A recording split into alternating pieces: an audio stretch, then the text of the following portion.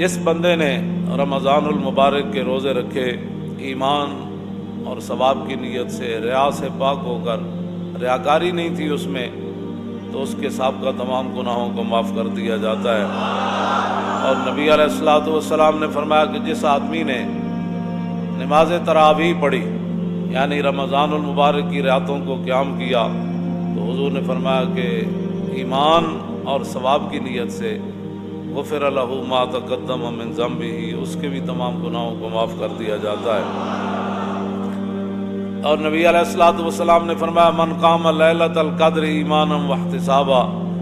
اور حضور نے فرمایا کہ جس نے لیلۃ القدر کی رات قیام کیا، یعنی اس کو زندہ کیا اور ساری رات وہ اللہ کے سامنے کھڑا رہا ایمان اور ثواب کی نیت سے، تو حضور نے فرمایا اس کے گناہوں کو بھی معاف کر دیا جاتا ہے۔ جو نبی علیہ الصلوۃ والسلام مبارک تقریر فرماتے تھے نا، انس بن مالک کہتے ہیں کہ کلما خطبنا رسول اللہ صلی اللہ تعالی علیہ وسلم الا قال لا ایمان لمن لا امانۃ لہ ولا دین لمن لا عہد لہ۔ انس بن مالک نے 10 سال ظاہر ہے حضور کی خدمت کی، تو کہتے ہیں میں نے حضور کا کوئی کم ہی ایسا خطبہ سنا ہوگا جس میں حضور نے تقریر سے پہلے یہ نہیں فرمایا لا ایمان لمن لا امانۃ لہ، فرمایا اس کا تو ایمان ہی نہیں جس کے اندر امانت داری نہیں ہے۔ کلمہ، بہت کم ایسا کوئی خطبہ ہوگا جس خطبے کے شروع میں حضور نے یہ نہیں فرمایا کہ لا ایمان لمن لا امانۃ لہ۔ امانت وہ حکمرانوں کے پاس ہو، وہ مولویوں کے پاس ہو، حافظوں کے پاس ہو، وہ قاریوں کے پاس ہو، وہ محدثین کے پاس ہو، وہ صوفیوں کے پاس ہو، وہ غوثوں کے پاس ہو، وہ عوام کے پاس ہو، وہ باپ کے پاس ہو، وہ ماں کے پاس ہو، جس کے پاس بھی جو امانت ہے، یہ مراد نہیں ہے کہ صرف حکمران اس سے مراد ہے۔ ہاں، جو امانت اللہ نے، حضور نے فرمایا یہ بچے تمہارے لیے امانت ہے۔ چھوٹی عید کے خطبے میں حضور نے فرمایا کہ یہ اولاد جو ہے تمہاری امانت ہے تمہارے پاس۔ کیا مطلب؟ یہ دین کی طرف لگانا، کل اس امانت کے بارے میں بھی تم سے پوچھا جائے گا۔ حضور نے فرمایا لا ایمان لمن لا امانۃ لہ، اس کا تو ایمان ہی نہیں جو امانت دار نہیں، ولا دین لمن لا عہد لہ، اور فرمایا جو وعدے کا پاسداری نہیں کرتا اس کا تو دین ہی کوئی۔ انجاب حضور کا خطبہ کیسے ہوتا، آگے ذرا تھوڑی سی میں تاکہ وضاحت اور کر دوں۔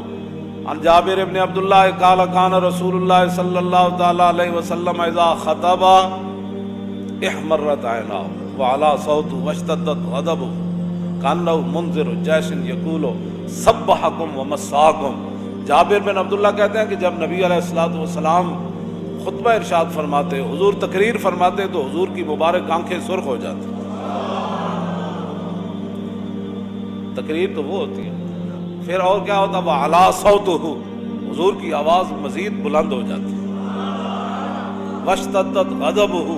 حضور کا جاہ و جلال اس کے اندر اور اضافہ ہو جاتا، جیسا کہ نبی علیہ الصلوۃ والسلام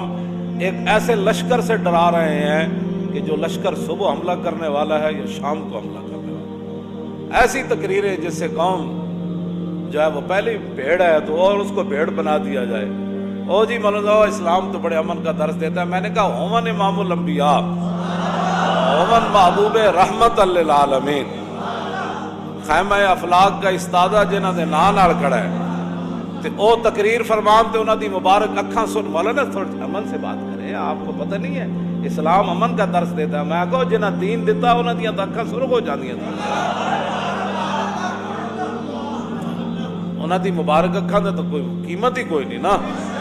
وعلی صوتہ، حضور کی آواز پہلے سے زیادہ بلند ہو جاتی۔ حالانکہ نبی علیہ الصلوۃ والسلام کی مبارک آواز میں اللہ نے یہ معجزہ رکھا ہے کہ جس طرح قریب والے کو حضور کی مبارک آواز سنائی دیتی، اس طرح 1,24,000 میں سے جو آخری صحابی بیٹھے تھے نا عرفہ کے میدان میں، جس طرح قریب بیٹھے صدیق اکبر کو آواز آ رہی تھی، اسی طرح آخری صحابی کو بھی ایسے آواز آ رہی،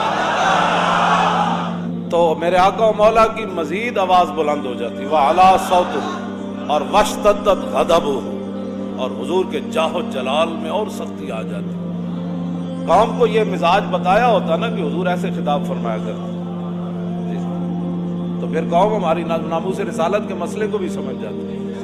پھر حضور کی عظمت کو بھی سمجھ جاتی قوم، اور پھر رسول اللہ کی ختم نبوت کے مسئلے کو ایسے سمجھ جاتی کہ ایسے تلوار بھی کھڑی ہو، حضرت حبیب بن زید کے سر پر مسلمہ خود اٹھ کر کھڑا ہو جائے کہ بتاؤ میں کون ہوں، فرمایا تو کون ہے؟ رسول تو رسول اللہ ہی ہے، تو کون ہے؟ کیا باتیں کرتا تو کون ہے؟ رسول تو رسول اللہ ہی ہے، تو کون ہے؟ ایسے جاؤ جلال سے تقریریں ہوتی نا ختم نبوت پر، تو پھر حضور ظاہر بات ہے حضور وضو کے بھی مسائل بتاتے، تو حضور کا اس وقت بھی انداز پھر عن سلمان الفارسی قال خطبنا رسول اللہ صلی اللہ تعالی علیہ وسلم فی آخر یوم من شعبان، حضور نے، سلمان فارسی کہتے ہیں کہ حضور نے شعبان کے آخری دن یہ ہمیں خطبہ ارشاد فرمایا، کیا فرمایا؟ فقال یا ایھا الناس قد اظلکم شہر عظیم شہر مبارک شہر فیہ لیلۃ خیر من الف شہر۔ شعبان کی آخری تاریخ کو حضور نے ہمیں خطبہ ارشاد، تو اس خطبے کا انداز بھی تو یہی ہوگا نا، قد اظلکم شہر عظیم، ہاں جی شہر مبارک، اس طرح ہی حضور نے فرمایا ہوگا نا تمہارے پاس کوئی بڑا عظیم مہینہ آنے والا ہے، بڑی برکت والا مہینہ آنے والا ہے، اور ایسا مہینہ آنے والا ہے جس کی ایک رات 1000 مہینوں سے افضل ہے۔